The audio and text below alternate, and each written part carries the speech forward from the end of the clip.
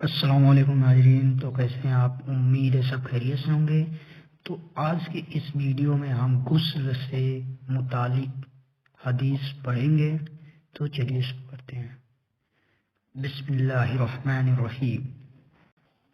نبی کریم صلی اللہ علیہ وسلم جب غسل فرماتے تو آپ پہلے اپنے دونوں ہاتھ دھوتے، پھر اسی طرح وضو کرتے جیسا نماز کے لیے آپ صلی اللہ علیہ وسلم وضو کیا کرتے تھے۔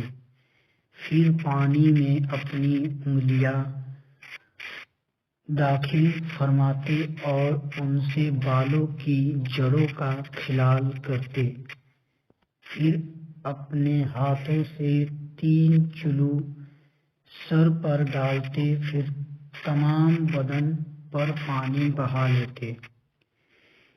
اسی سے متعلق ایک اور اگلا حدیث کیا ہے؟ نبی کریم صلی اللہ علیہ وسلم نے نماز کے وضو کی طرح ایک مرتبہ وضو کیا، البتہ پاؤں نہیں دھوئے، پھر اپنی سر مگاہ کو دھویا